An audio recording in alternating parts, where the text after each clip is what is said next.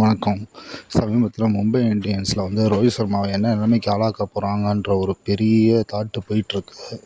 கன்ஃபார்ம்டாக சொல்லப்போனால் ராஜஸ்தான் ராயல்ஸில் ராகுல் டிராவிட் அவர் இப்போது ரோஹித் சர்மாவை பெரிய விலை கூட எடுத்துக்கு நம்ம டீமை பில்ட் பண்ணலாம் அப்படின்ற ஒரு பெரிய தாட்டில் இருக்கிறதாகவும், ரோஹித் சர்மா மும்பை இந்தியன்ஸை விட்டு வெளியே போகிறதாகவும் பெரிய நியூஸ் போயிட்டுருக்கு. அது ஹிடன் சீக்ரெட்டாக தான் போயிட்டுருக்கு. ரோஹித் சர்மா அவர் போகலை அப்படின்னு சொல்லிட்டு மும்பையில் இன்ன வரைக்கும் சொல்லலை. கடைசி நேரத்தில் நம்ம போய்க்கலாம். ரோஹித் சர்மா கடைசி நேரத்தில் நம்ம அதை சொல்லிக்கலாம், நான் இருக்க விருப்பம் இல்லை, என்னை வெளியே விட்டுருங்கன்னு சொல்லிக்கலாம் அப்படின்றத மைண்டில் வச்சுக்கிறத ஒரு தாட் போய்கிட்டுருக்கு. ஏன்னா ராகுல் டிராவிட்டுக்கும் ரோஹித் சர்மாவுக்கும் ஒரு நல்ல பாண்ட் இருக்குது வேர்ல்டு கப்பில். ஏன்னா ராகுல் டிராவிட்டுக்கும் இருக்க அந்த பாண்டு அவர் வேர்ல்டு கப்பில் ரோஹித் சர்மாவும் ராகுல் டிராவிட்டும் பிளான் பண்ணி போன வேர்ல்டு 50 ஓவர் வேர்ல்டு கப்பே அடிக்க வேண்டியது அவங்களுக்கு ஏதோ கொஞ்சம் ஸ்ட்ரகிள் ஆகி அவங்களால இது பண்ண முடியலை. அதனால் இந்த தடவை அடிக்கணும் அப்படின்னு சொல்லி 20 ஓவர் வேர்ல்டு கப்பை அவங்க பிளான் பண்ணி அடித்தாங்க.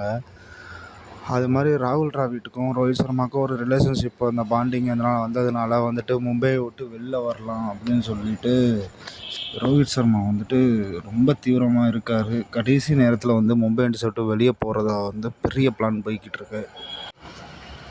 அதனால் மும்பை இந்தியன்ஸில் இப்போ யார் ரீட்டைன் பிளேயர்ஸ்ன்றதை ஓப்பனாக சொல்லப்போனால் ஹர்திக் பாண்டியா, ஸ்கை, அதுக்கப்புறம் திலக் வர்மா, அதுக்கப்புறம் பும்ரா. இதில் ஸ்கை, பும்ரா இவங்க 18 கோடி இதில் இருப்பாங்க. அதுக்கப்புறம் நேகல் வதேரா அவர் இருப்பாரா, அப்படி இல்லைன்னா ஆகாஷ் மெத்வால் இருப்பாரான்னு தெரியல. அநேகமாக பவுலிங் மும்பை இந்தியன்ஸ் கொஞ்சம் கான்சன்ட்ரேட் பண்ணுறாங்க. ஆகாஷ் மெத்வாலை தான் பவுலிங் இதாக வச்சுருப்பாங்க. நேகல் வதேரா எல்லாருமே ரேஸில் விட்டு தான் எடுப்பாங்க. ஆர்டிஎம் இஷான் கிஷானுக்கு தான் போவாங்க இந்த தடவையும் அப்படின்னு சொல்லிட்டு ஒரு இது போயிட்டுருக்கு. அப்படி இல்லைன்னா அந்த ஓப்பனிங் கோரே உடையிறதுக்கு வாய்ப்பு இருக்குது. அதனால் ஓப்பனிங் மும்பை இந்தியன்ஸில் இருக்கிறத வாய்ப்பே கிடையாது. இப்போ ரோஹித் சர்மா மெயின் டாப்பிக்காக அவர் ராஜஸ்தான் ராயல்ஸுக்கு கேப்டன் ஆக போகிறாரு. ராஜஸ்தான் ராயல்ஸ் 40 கோடி ரூபா கொடுத்தாவது ரோஹித் சர்மாவை தூக்கணுன்ற முடிவில் இருக்காங்க. ரோஹித் சர்மாவும் ராகுல் டிராவிட்டும் அதை முன்னாடியே பேசிட்டதாகவும் மறைமுகமாக வெளியே வர்றதாகவும் பெரிய நியூஸ் போயிட்டுருக்கு. அது ஹிடன் நியூஸாக தான் போயிட்டுருக்கு. நம்ம அந்த ஹிடன் நியூஸை நம்ம ட்ராக் பண்ணி இது பண்ணி பார்த்தோம் அப்படின்னா இது ஒன்று. ரோஹித் சர்மா என்ன பிளான் பண்ணுறாரு அப்படின்னா, ஹர்திக் பாண்டியா அடுத்த மும்பை இந்தியன்ஸில் ஒரு மேஜர் ரோலை ஹர்திக் பாண்டியா இது பண்ணிட்டாருன்னு மும்பை இந்தியன்ஸே நம்பிட்டாங்க. அதனால் நம்ம என்ன தான் கப்பு வாங்கினாலும் மும்பை இந்தியன்ஸ்குள்ளே நம்ம சேர்க்க மாட்டாங்க. 2 வேர்ல்டு கப்பு 2 ஐபிஎல் கப் வேணால் ரோஹித் சர்மா இருக்கலாம். அவர் சும்மா இருக்கிற வச்சுட்டு அவர் ஒரு இதை விட மாட்டாங்க.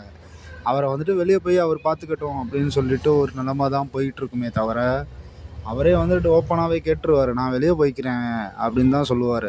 என்ன ஒரு இவர்னாலும் ஒரு ஐடியா இது பண்ணாலும், நான் இவ்வளோ நாள் மும்பை இந்தியன்ஸ் நான் விளாண்டேன், நான் வெளில போய்க்கிறேன், வேறு டீமோட விளாண்டுக்கிறேன் அப்படின்னு தான் அவரும் சொல்லுவார். அப்படின்றனால அந்த 3 கப்பு ஏதாவது ஒரு கப்பாவது ராஜஸ்தான் ராயல்ஸ்க்கு அடித்து கொடுக்கணுன்ற மெயின் கான்செப்டில் தான் அவர் பிளானே பண்ணுவாங்க. ஏன்னா ராகுல் டிராவிட் அவங்க ஹெட் கோச்சாக இருக்க மாறிட்டார். அப்படின்றதுனால மும்பை இந்தியன்ஸுக்கு இனிமேல் ரோஹித் சர்மா இருக்கிறது ரொம்ப கஷ்டம் தான். 90.9% அவர் இருக்க வாய்ப்பே கிடையாது. ஏன்னா இந்த ரீட்டைன் லிஸ்ட்லேயே ரோஹித் சர்மா இருக்க வாய்ப்பே கிடையாது.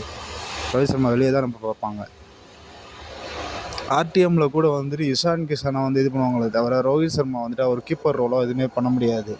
ரோஹித் சர்மாவே ஹர்திக் பாண்டியா வச்சு அந்த கான்ட்ரவர்சி வரும், ஏதாவது பிரச்சனை வந்துகிட்டே இருக்கும் அப்படின்றக்காண்டி ரோஹித் சர்மாவும் இருக்க வாய்ப்பே கிடையாது. இதுதான் இப்போ மும்பை இந்தியன்ஸ் தெளிவாக பிளான் பண்ணுறது. கேஎல் ராகுல் எடுத்துகிட்டு அவர் கீப்பரை போட்டு, கேஎல் ராகுலும் கேப்டன் மெட்டீரியல், அவர் எப்படி மும்பையில் எடுப்பாங்க? கான்செப்டே இதாக இருக்குது.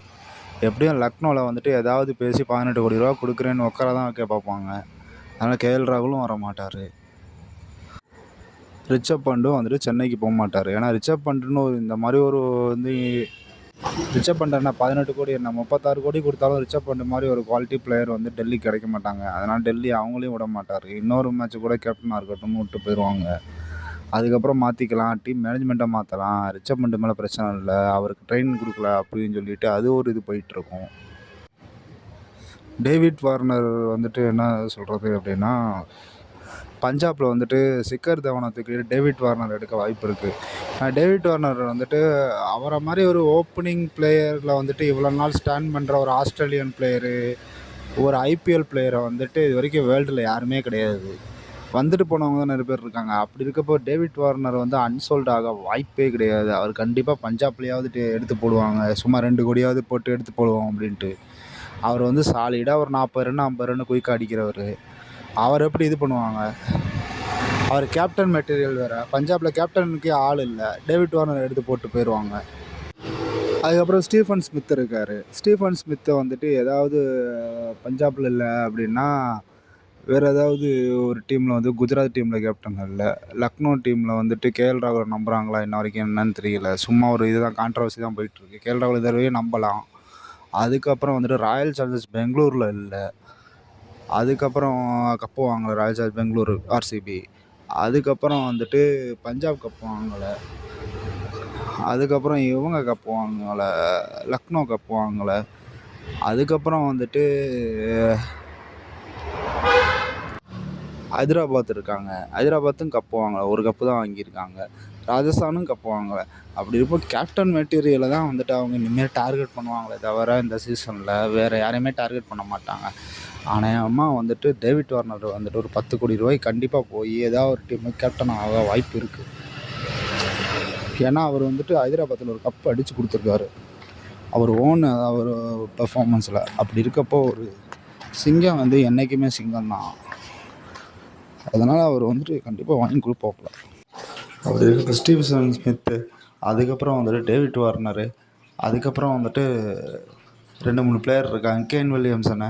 இந்த மாதிரி கேப்டன் மெட்டீரியலை வச்சுக்கிட்டு அவங்க வந்துட்டு எப்படி இந்த தடவை வந்து அன்சோல்டு இவங்கெல்லாம் போவாங்க சொல்லுங்கள்? கண்டிப்பாக யாருமே அன்சோல்டாக போக மாட்டாங்க. கண்டிப்பாக இவங்களை டீமில் எடுத்து ஏதாவது கேப்டன்சி பண்ண வச்சு டீமை ஃபைனலுக்காவது கொண்டு போக ட்ரை பண்ணுவாங்க. அப்படி எப்போ இந்த ஐபிஎல் வந்துட்டு கேப்டனுக்கு தான் இந்த ஐபிஎல் ஆக்ஷனில் வந்துட்டு கேப்டனுக்கு அதிக இம்பார்ட்டன்ட் கொடுப்பாங்க. கண்டிப்பாக டேவிட் வார்னர் அன்சோல்டு ஆக வாய்ப்பே கிடையாது. சிக்கர் தவனும் அன்சோல்டு ஆக மாட்டார். அப்படின்றப்போ ஒரு பெரிய இதே போயிட்டுருக்குமே தவிர கான்ட்ரவர்சியில். அப்புறம் வந்து ரோஹித் சர்மா இருக்கார். ரோஹித் சர்மாவும் தான் அவரும் அந்த ரேஸில் இருப்பார். அவரும் 30 கோடி ரூபா வரைக்கும் எடுத்து டீமில் வந்துட்டு கேப்டன் ஆகிறதுக்கு நிறைய டீம் காத்துட்ருக்கலாம். அப்படின்றப்போ வந்துட்டு இந்த ஐபிஎல் ஆக்ஷன் வந்துட்டு பயங்கரமாக தான் இருக்க போகுது. ஏன்னா அவங்க வந்து ரீட்டைன் லிஸ்ட்டில் வந்துட்டு இது பண்ணுறதே வந்துட்டு ஒரு மாதிரி கொலாப்ஸாக தான் பண்ணி வச்சுருக்காங்க. 18 கோடி 14 கோடி 11 கோடி திரும்ப 18 கோடி 14 கோடி 4 கோடி அப்படின்ட்டு அன்கேப்டு பிளேயர்ஸை வச்சு அவங்களுக்கு என்ன யூஸ் இருக்குது? அப்போ வந்து மொத்தமே 4 பேர் தான் வச்சுருப்பாங்க. ஒரு ஆர்டிஎம் வச்சு தான் யூஸ் அவங்களுக்கு. அந்த 18 கோடிக்கு ஆர்டிஎம் யூஸ் பண்ணுவாங்க, அவ்வளோதான். அதாவது இந்த 5th player 4th player position இருக்குல்ல, அந்த 18 கோடிக்கு. அப்படியே ரொம்ப வேல்யூ பிளேயர்னால் வந்துட்டு 6 பிளேயரை வந்துட்டு இவ்வளோ காசு கொடுத்து நாங்கள் பண்ணிக்கிறோம் அப்படின்னு சொல்லுவாங்க. அப்போ இவனுக்கு 18 கோடி கொடுத்த, இவனுக்கு 14 கோடி கொடுத்த அப்படின்னு சொல்லி டீமுக்குள்ள ஒரு இது தான் போயிட்டுருக்கும். அப்படின்னா 4 பிளேயர் தான் ரிட்டைன் பண்ணுவாங்க. அதுதான் தெளிவாக பண்ணியிருக்காங்க. 5 பிளேயர் தான் டீமில் ரிட்டைன் பண்ண முடியும். அப்படின்றப்ப கேப்டன்டி இந்த தடவை வந்து ஐபிஎல் வந்துட்டு ரொம்ப வந்து கான்ட்ரவர்சியாக தான் போயிட்டுருக்க போகவும் போகுது. கண்டிப்பாக வந்துட்டு ஐபிஎல் இந்த தடவை வந்துட்டு எல்லா மேட்சும் டஃப்பாக தான் இருக்கும். ஏன்னா எல்லா டீமுக்கும் 120 கோடி ரூபா அலாட் பண்ண போகிறாங்க. அப்படின்றப்ப 4 பிளேயர் தான் ரிட்டைன் பண்ணவும் முடியும். ரிட்டைன் பண்ணவும் அவங்களுக்கு ஆப்ஷன் வைக்கிற மாதிரி தான் இருக்குது. அப்படின்றப்போ வந்துட்டு 120 கோடியில் வந்துட்டு அப்புறம் சில பல ரூல்ஸ் எல்லாம் வேறு சொல்கிறாங்கல்ல, அதெல்லாம் இது பண்ணுறப்ப அப்படின்ற இந்த ஐபிஎல் வந்துட்டு கொஞ்சம் ரணகலமாக தான் இருக்கும். அதுபோக இம்பேக்ட் பிளேயர்ஸ் இருக்குது, அதுக்கப்புறம் நிறைய இருக்குது. அப்படின்றப்போ இந்த தடவை எடுத்த டீமே வந்து திரும்ப கப் எடுக்கிறது ரொம்ப கஷ்டம். எல்லோரும் வந்துட்டு அவங்க கோரை எப்படி செட் பண்ண போகிறாங்கன்னு மட்டும் பாருங்கள். அதில் தான் பெரிய ட்விஸ்ட்டே இருக்குது. எனக்கு தெரிஞ்ச தடவை ராஜஸ்தானில் மும்பையில் 5 தடவை கப் வாங்கின ரோஹித் சர்மா உள்ளே போகிறாரு.